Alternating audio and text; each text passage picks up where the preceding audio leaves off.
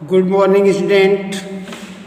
Today class 8th subject history chapter 4 के question answer. Chapter name tribals, dikus and the vision of a golden age. यानी tribals already हम इसकी summary आपको बता चुके हैं कि जनजातियाँ जो जंगलों में रहती थी, डिकूज ये भी एक जनजाति थी, and the vision of a golden age. तो और इनका स्वर्णिम काल कौन सा था? Fill in the blanks. Question number 1. The British described the people as savage. यानी ब्रिटिश लोगों ने ट्राइबल्स लोगों का वर्णन कहाँ किया है? उसको सीवेज के नाम से जाना जाता है. The method of sowing seeds in jhum cultivation is known as broadcast. यानी जो झूम कल्टीवेशन में जो सोविंग होती थी, बीज बोए जाते थे, उसको क्या कहते थे? ब्रॉडकास्ट कहलाता था वो. The British chief got blanks title in central India under the British land settlement. तो British the tribal chief got, tribal chief को क्या चाहिए थी? लैंड. इसमें फिलिप्स में लैंड आएगा, land title. Tribals went to work in the blanks of Assam and the blanks in Bihar. तो tea plantation of Assam and the coal mines in Bihar. अब देखें question number 2, true and false. मैंने सिर्फ यहाँ आंसर लिखे हैं, क्वेश्चन में पढ़ रहा हूँ, आप बुक में से देख सकते हैं. ए.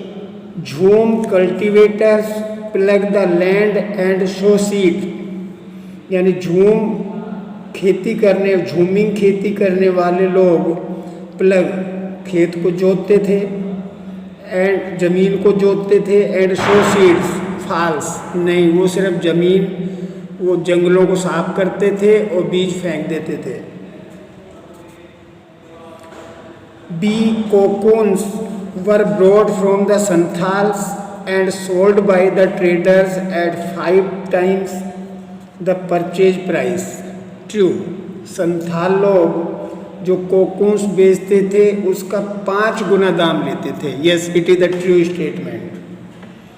Birsa urged his followers to purify themselves, give up drinking liquor and stop believing in witchcraft and sorcery. True. Birsa ने खुद के लिए ड्रिंकिंग लिक्योर, सुरक्षित पानी पीने के लिए, and stop believing in witchcraft, और ये बंद करें कि वो उनका क्या कार्य करें, अपनी मर्जी से वो कार्य करेंगे, इसके प्रति, और सॉर्सरी यानी वो स्वतंत्र रहें, इसके प्रति ही उन्होंने बिरसा जो आंदोलन था वो किया. True. The British wanted to preserve the tribal way of life. क्या ब्रिटिश के लोगों ने जनजातियों के लिए कोई सुरक्षित जीवन बनाया?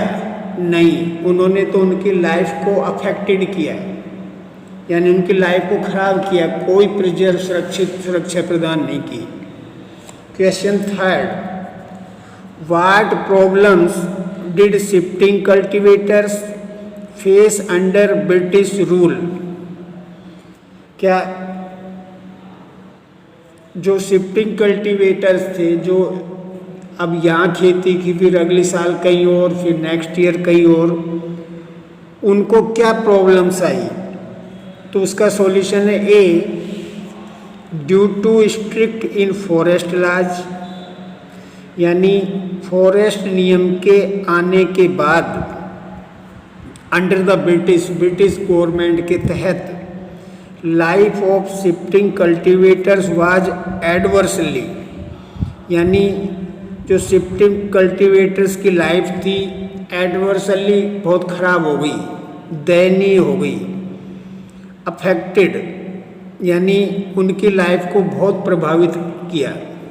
बिकॉज क्योंकि they not allowed to enter reserve forest, क्योंकि उनको जो रिजर्व फॉरेस्ट थे जहाँ पे जंगलों को फिक्स कर दिया था कि यहाँ पे कोई भी इनके अंदर नहीं जा सकता है। जब वो जंगलों के अंदर नहीं जा सकते थे तो उनके लिए लकड़ी, फ्रूट्स यानी फल फूल ये सब आना बंद हो गया, तो उनकी लाइफ बड़ी प्रभावित हुई। B, as a result they had to move to another areas to earn their livelihood, survival was difficult for them.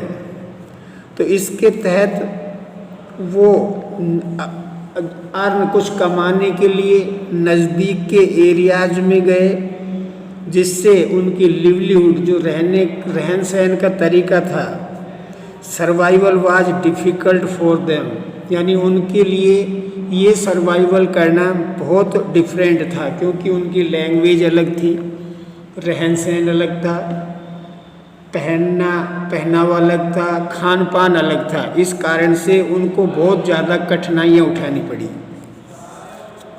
Fourth, how did the power of tribal chief change under colonial rule, यानी tribal chief के पास जो power शक्तियाँ थी वो colonial rule में कैसे change हो गई। ये क्योंकि ट्राइबल ग्रुप्स के पास भी अपना एक चीफ होता था, अपना एक एज ए किंग होता था, उसी के अकॉर्डिंग वो कार्य करते थे। तो कॉलोनियल रूल आने से कैसे उनकी शक्तियाँ खत्म हुई। They were allowed to keep their land title over a cluster of village, यानी उनके लिए पहले अलाउ था कि वो एक गांव के रूप में, समूह के रूप में एक अपना टाइटल, ज़मीन पर टाइटल लगा के रह सकते थे। यानी जो वो एक जगह रहते थे, जो भी लोग, उस रहने के स्थान पर एक टाइटल लगा दिया, विलेज बना दिया, विलेज का नाम निर्धारित कर दिया। And rent out lands but they lost much of their administrative powers. They lost, तो उन्होंने अपनी ज़मीनें खो दी, और एडमिनिस्ट्रेटिव पावर और जो उनका प्रशासनिक पावर थी वो भी ख़त्म हो गई, क्योंकि गांव के ऊपर जब गवर्नमेंट ने टाइटल लगा दिया तो उनकी लैंड उनकी नहीं रही, वो गवर्नमेंट की हो गई। जो जिस तरीके से वो रहते थे, एडमिनिस्ट्रेटिव जो प्रशासन था, वो पावर उनकी ख़त्म हो गई। And were forced to follow laws made by British official in India, और फोर्स उनके ऊपर दबाव दिया गया कि वो उन कानूनों, उन लॉज, उन नियमों को फॉलो करें, अनुसरण करें जो ब्रिटिश ऑफिशियल इंडिया के अंदर जो ब्रिटिश ऑफिशियल रूल थे उनका पालन करें।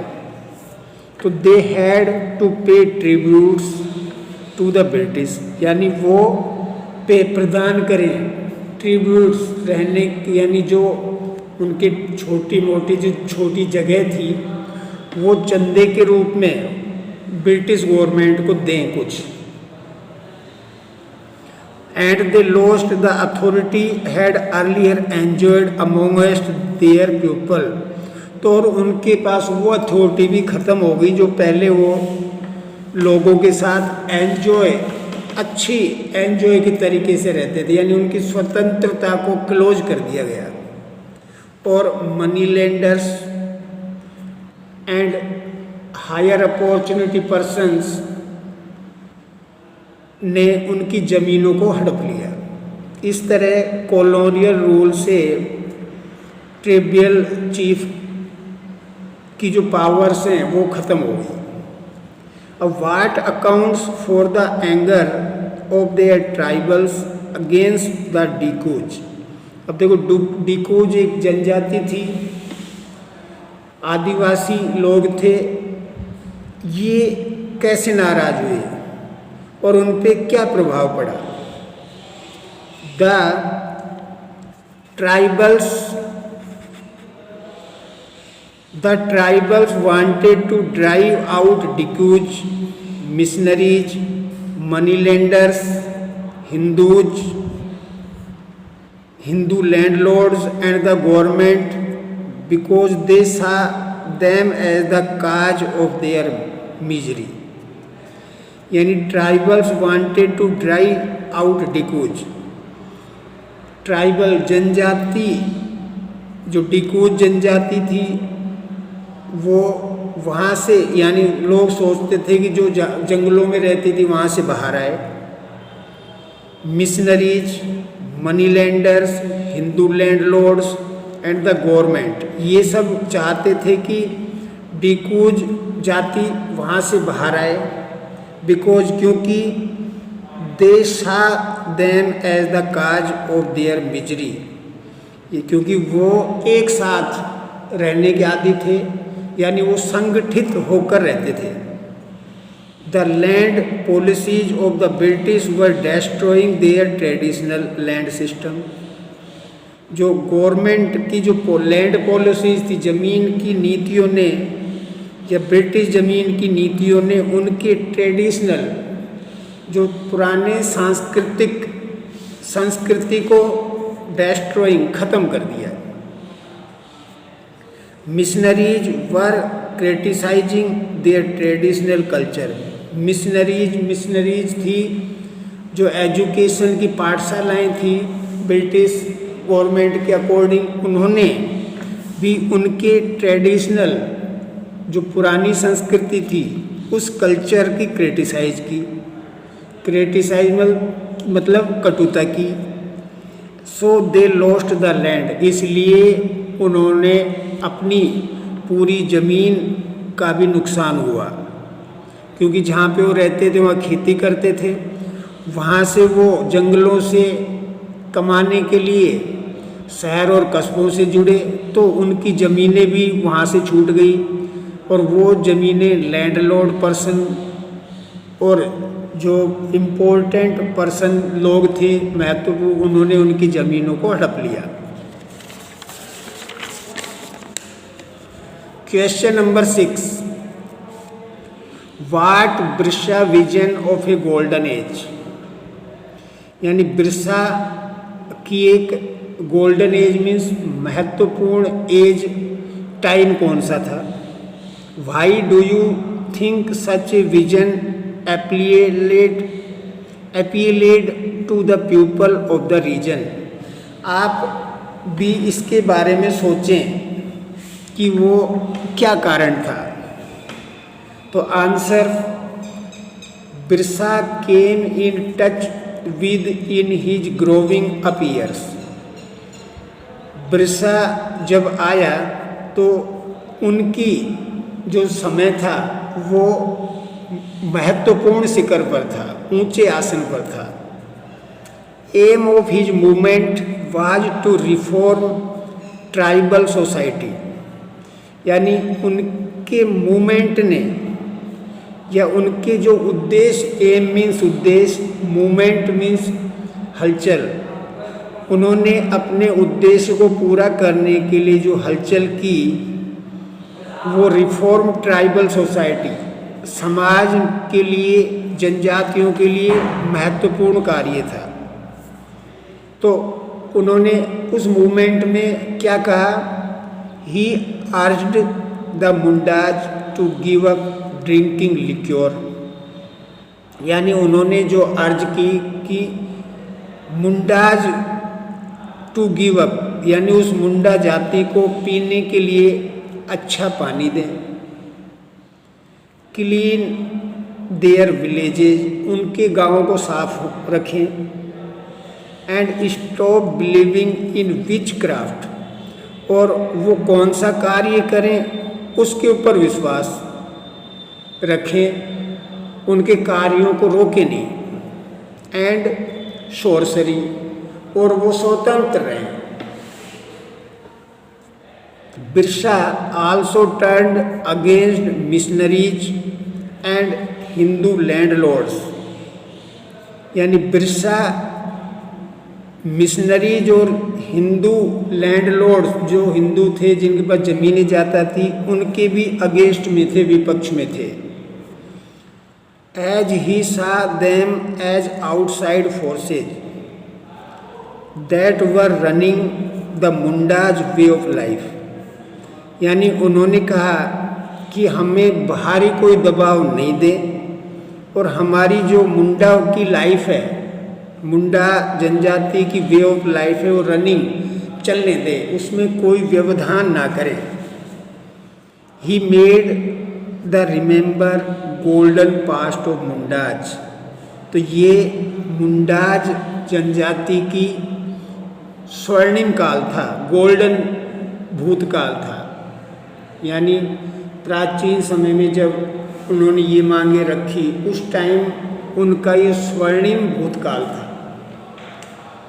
अब हमारे नज़र से सच एज ए विजन, हमारी नज़र से क्या था, बिकॉज क्योंकि they were very much eager to lead a free life, यानी वो अपनी फ्री लाइफ को जीना चाहते थे, अपने नेतृत्व में फ्री लाइफ को जीना चाहते थे, यानी उन्हीं की जाति का कोई मुखिया हो, उसी के अकॉर्डिंग वो वर्क करें, तो कोई भारी दबाव उन पे काम ना करे। It is the good way. They had got fed up with the colonial forest laws, ये सही है कि कॉलोनियल फॉरेस्ट लॉज, जंगलों में जाने से रोकने के बाद वो जनजाति फेडअप हो गई। And the restrictions that were imposed on them, और उनके ऊपर यानी रेस्ट्रिकेशन, वहाँ से जहाँ वो रह रहे थे वहाँ से हटाने की साजिश उनके ऊपर इम्पोज्ड लगाई गई, जिससे वो अपनी जगह छोड़ दें